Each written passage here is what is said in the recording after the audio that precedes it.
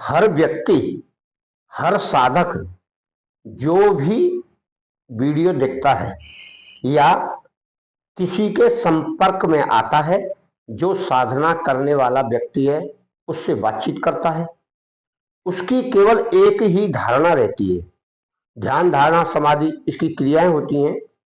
तो धारणा में वह केवल यह सोचता है कि जिस तरह से यह व्यक्ति करता है उस तरह से मैं भी करूं।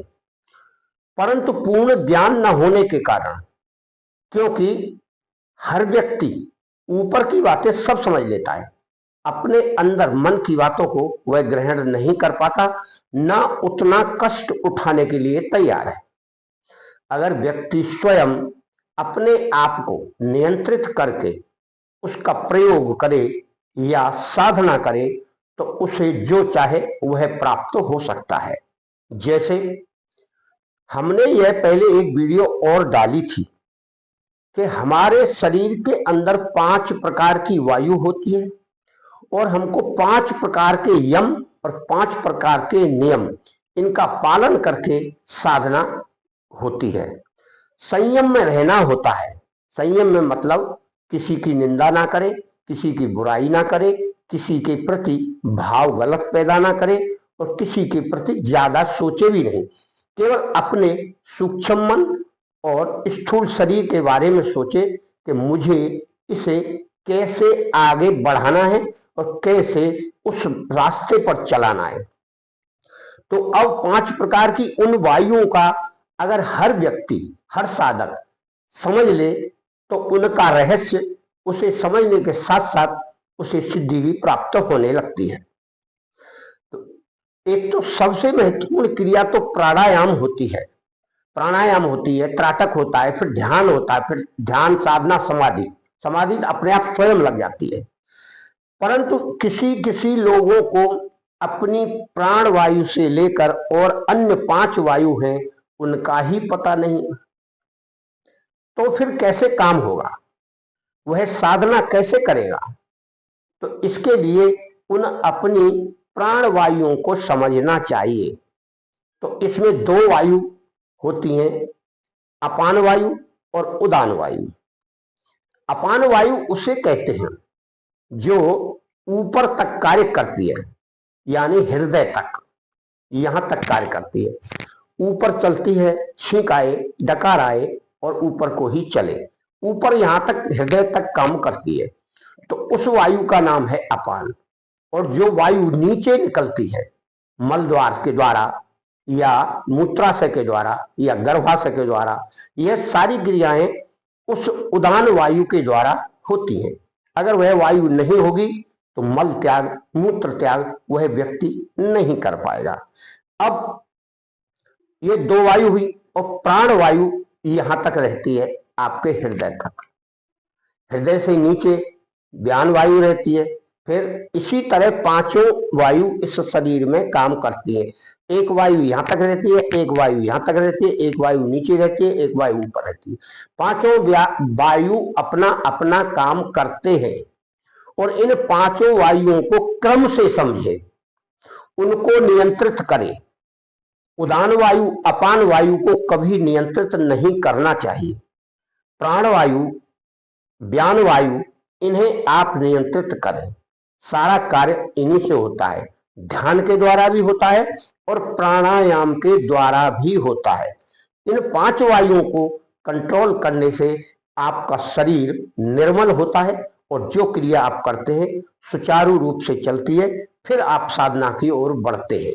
जब हम सभी वायुओं पर नियंत्रण कर लेते हैं या उन्हें समझ लेते हैं या उनकी क्रिया को जान लेते हैं और उनमें संयम हमारा हो जाता है, नियंत्रण, संयम, जैसा हम चाहें वैसा हो, तब उसके बाद 8 प्रकार की सिद्धियां प्राप्त होती हैं उस साधक को।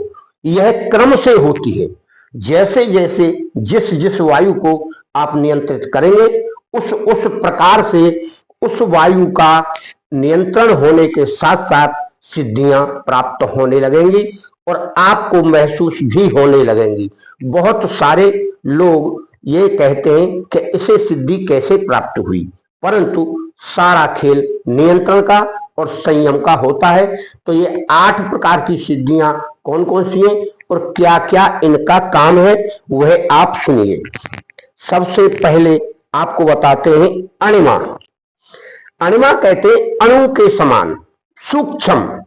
अपने शरीर को जो साधु या यो योगी सूक्ष्म कर ले, जैसे हनुमान जी ने किया था सूक्ष्म, जब सुरसा के मुंह में गए थे, उसे कहते हैं सूक्ष्म। हनुमान जी को सभी सिद्धियां प्राप्त थी। लघिमा, शरीर को हल्का करने की, यानी रुई के समान हल्का हो जाता है और हवा में उड़ने लगता है। जहां भी जाए वह बहुत ही हल्का होकर कार्य करता है। महिमा, यह शरीर को बहुत बड़ा कर लेती है। हमारे सामान्य शरीर से ज्यादा जितना हम चाहे उतना यह केवल इच्छा मात्र से होता है, क्योंकि शक्ति उसे प्राप्त होती है। जो सोचता है वही होता है। गरिमा, शरीर को भारी बना लेना, बहुत भारी कि कोई उठा ही ना पाए उसकी बिना इच्छा के, इसको गरिमा कहते हैं। और प्राप्ति, इसको कहते हैं भौतिक संसार में जो भी वस्तु है वह हमें सुलभता से प्राप्त हो जाए। जिसकी इच्छा हम करें वह हमें आराम से कहीं से भी प्राप्त होगी। यह संसार में उसकी प्राप्ति का, सिद्धि का मार्ग है। उसके बाद आता है प्राकम्य, यानी बिना रुकावट के भौतिक पदार्थों की प्राप्ति। जिसे चाहे खाना, पानी, कहीं जाना हो, सवारी आ जाएगी, कोई न कोई व्यवस्था उसकी स्वयं होगी उसकी सिद्धि के कारण। अब आता है वशित्व। 5 भूतों पर, भूत कहते हैं तत्व, जल, पृथ्वी, अग्नि और वायु, आकाश, ये 5 तत्वों से शरीर का निर्माण हुआ है। इन पर उसका नियंत्रण होने पर उस सिद्धि को माना जाता है। वह किसी भी तत्व पर अपना नियंत्रण बनाकर उसे काबू में कर सकता है। उसके बाद आता है ईशित्व। उन भूत और भौतिक पदार्थों का अनेक रूपों में उत्पन्न करने की और उस पर शासन करने की शक्ति अगर आती है तो वह कहलाती है ईशित्व। ईशित्व कहते हैं ईश्वर के समान। यदि कोई व्यक्ति ऐसा सोचता है कि यह मुझे भी प्राप्त हो तो वह क्रमशः साधना करे और अपने शरीर का नियंत्रण करे। इन सिद्धियों के द्वारा वह साधु ईश्वर रूप बन जाता है और उसके बाद वह कुछ भी करने की सामर्थ्य प्राप्त कर लेता है। ये सब क्रियाएं यौगिक क्रियाएं हैं। मंत्र क्रियाएं, यंत्र क्रियाएं अलग होती हैं और यौगिक क्रियाएं होती हैं हमारे शरीर की शक्तियां, जिन्हें हम नियंत्रण में करके प्राप्त करते हैं और वह हमें साक्षात रूप में दिखाई पड़ती है, काम करती है और दूसरे अन्य लोगों को, यानी जो हमें देखते हैं, उनको भी वह बात महसूस होती है। मित्रों, आप करना चाहें तो क्रम क्रम से आप करें, जिससे आपको अनुभव होने लगेगा और महसूस भी होने लगेगा कि यह शक्ति मुझे काम कर रही है। अनायास ही वशीकरण की शक्ति प्राप्त होती है, अनायास ही सामने वाला आपके प्रभाव में आ जाता है और अनायास ही कोई वस्तु आपको प्राप्त हो जाती है। यह होती क्यों है? ये केवल आपकी शक्ति के द्वारा, इच्छा शक्ति के द्वारा और आपकी यौगिक क्रिया के द्वारा प्राप्त होती है। उसे आप इस्तेमाल सही तरीके से करें, उसका गलत इस्तेमाल नहीं करना चाहिए। लोक कल्याण के लिए करें या फिर आप उसका इस्तेमाल करें ही नहीं। अधिकांश योगी उनका इस्तेमाल नहीं करते। ज्यादा सिद्धियों का इस्तेमाल करने का मतलब है कि आप उस विलासता की ओर जा रहे हैं। जो सिद्धियां आपने प्राप्त की हैं, फिर आप इस संसार की ओर लौट रहे हैं। भोग विलास हमेशा इंद्रियों में रहता है। जो व्यक्ति इंद्रियों पर नियंत्रण करता है उसी की योग क्रिया सिद्ध होती है और कार्य करती है। आप भी अगर क्रम से या प्रयास करके कुछ कुछ बातों को समझकर कुछ कुछ इंद्रियों पर कंट्रोल करें, नियंत्रण करें, तो आपको भी स्वतः ही सिद्धि प्राप्त होने लगेगी। मित्रों, हमारा नंबर 9506223236 है। हमारी बहुत सारी वीडियो योग पर भी डली हुई हैं।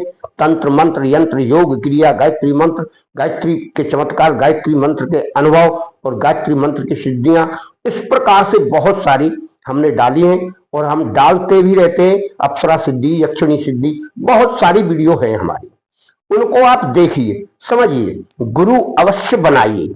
बिना गुरु के कोई व्यक्ति आगे नहीं बढ़ पाता है। गुरु का नियंत्रण रहता है, गुरु का डर भी रहता है। हमारा बच्चा घर में नहीं पढ़ता है, परंतु जब गुरु के आश्रम में, विद्यालय में जाता है, उसका कहना मानता है और उसे हमेशा गुरु का डर लगा रहता है। आज हमारे शिष्य भी हमसे कहते हैं, गुरुजी आप डांटते बहुत है। अरे हम आपको डांटेंगे नहीं तो आप रास्ते पर कैसे चलेंगे? तो मेरे साधकों, मेरे मित्रों, आप डांटने का डर मत करिए। अगर हम डांटेंगे नहीं तो आप अपनी यात्रा, मार्ग, साधना का उसे छोड़ देते हैं। बहुत सारे लोगों ने छोड़ भी दिया। एक व्यक्ति ने छोड़कर हमसे बोला था, गुरुजी मैं बहुत परेशान हूं। हमने कहा क्यों परेशान हो? क्या गुरुजी मैंने 1 महीना हो गया साधना छोड़ दी। भाई किसने कहा? कह रहा कुछ गलत लोगों ने मेरे पे छुड़वा दी, अब दोबारा शुरू करूं। हमने कहा करिए। तो बोला हमको क्या दोबारा गुरु मंत्र लेना है? हमने कहा नहीं, गुरु मंत्र वही रहेगा। आपका गुरु जीवित है तो आपको वही मंत्र जाप करना है, क्रिया करना है। फिर बीच बीच में कुछ पूछना हो तो हमसे पूछिए, साधना करिए, संयम करिए और क्रिया को आगे बढ़ाइए। तो आपको पहले जैसा माहौल, पहले जैसी व्यवस्था और पहले जैसा आपके चारों ओर का वातावरण हो जाएगा। आपका मंगल हो, कल्याण हो। आप भी करिए, महसूस भी करिए।